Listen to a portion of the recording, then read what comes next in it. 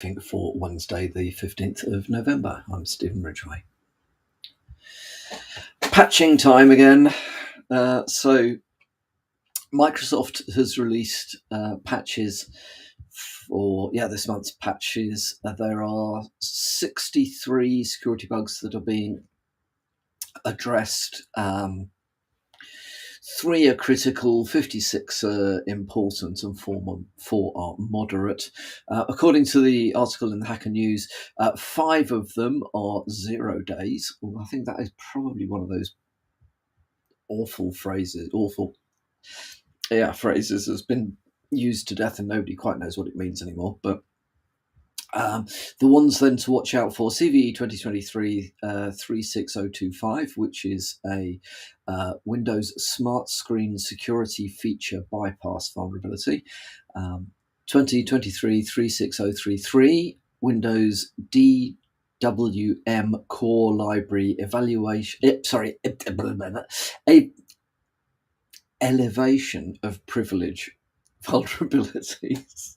Sorry, I need more coffee. 2023 36036, Windows Cloud Files Mini Filter Driver Elevation of Privilege vulnerability. 36038, ASP.NET Core Denial of Service vulnerability. And 36413, Microsoft Office Security Feature Bypass vulnerability. There's plenty of information out there. I don't need to go into a huge amount of detail about the other things that have been released as part of this Patch Tuesday, but as always, a very good idea to keep on top of these things. Also, in the Hacker News, there is a fairly comprehensive list of other organisations that have released patches recently. So you can have a look at those and see if there's anything else in there that you might possibly have missed. But there are a couple that I'd like to bring to your attention. One is that VMware has warned of an unpatched critical Cloud Director vulnerability. So there's a security flaw in Cloud Director that could be exploited to get around authentication protections. It's being tracked as CVE 2023 34060 and has a CVSS score of 9.8. The vulnerability impacts instances that have been upgraded to version 10.5 from an older version.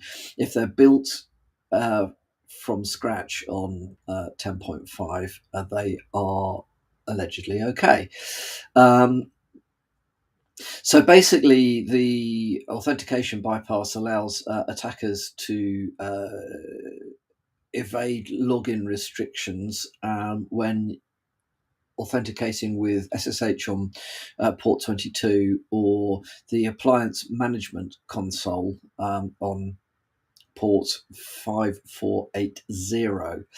So the bypass isn't present on the tenant login, VCD provider and tenant login port 443.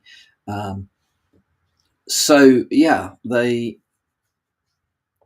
are working on a fix, but they have provided a workaround in the form of a shell script, which, if you are using Cloud Director, would be a good idea to investigate. And according to CISA, so the US Cybersecurity and Infrastructure Security Agency, Adobe has released patches for multiple products. There are links out to the individual issues, but they cover Cold Fusion, RoboHelp, Acrobat, and Reader. I think is one that is worth thinking about because it is so common. InDesign, Photoshop, Bridge, FrameMaker, Publisher Server, InCopy, Animate, Dimension, Media Encoder, Audition, Premiere Pro, and After Effects. So if you are using Adobe products, it is a good idea to just check those out and make sure that you have patched. It is all about the patching. at the moment, isn't it? So yeah, I mean, as with most things CISA, they are very robust articles, very well researched, not always cutting edge. So you may be ahead of the game with this stuff if you are properly on top of your patching. And then finally from me today, on a slightly different subject, there's an article in Dark Reading that is a very, I think, very timely reminder that although there's a lot spoken about the most prevalent attackers, I still think a lot of organizations, a lot of people are kind of reluctant to believe that some of these sophisticated groups are really interested in them. But this is an article that is focusing on China and their cyber warfare tactics of choice.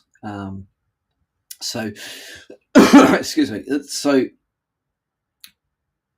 it's estimated that around 85% of known zero-day vulnerabilities exploited by Chinese state-sponsored groups since 2021 have been targeting public-facing appliances, so firewalls, enterprise VPNs, hypervisors, load balancers, email security tools, and so on and so forth. And this is coming out of research by Recorded Futures Insect Group, not Insect Group, Insect Group. I can't believe that thought came out of my mouth, didn't it? I didn't stay inside my head. Never mind. Anyway, but the point of this is, very reliable and very solid research behind these statements. This isn't just posturing. So, be aware if you have internet-facing devices, they are.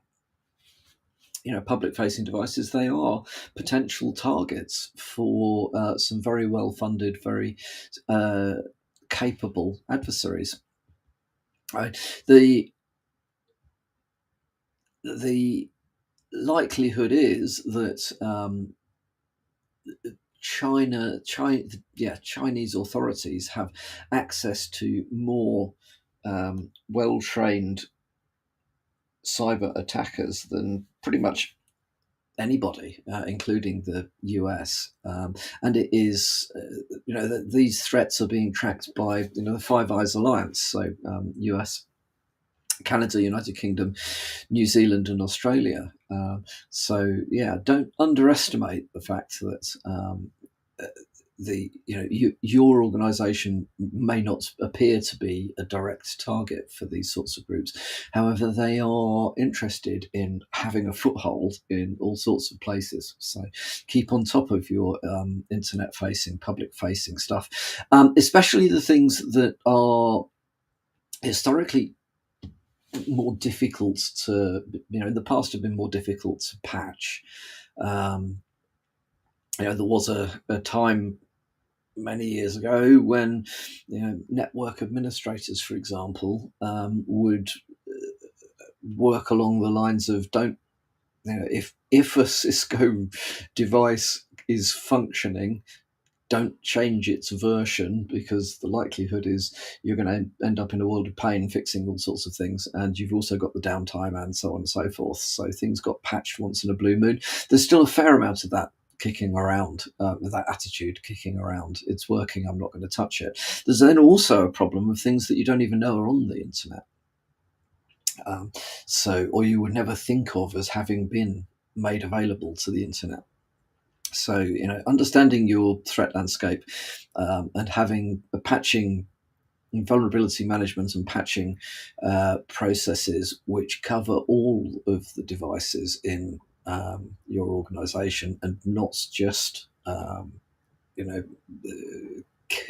core operating systems. All the apps, all the hardware devices, all the appliances need to keep on top of all of this stuff.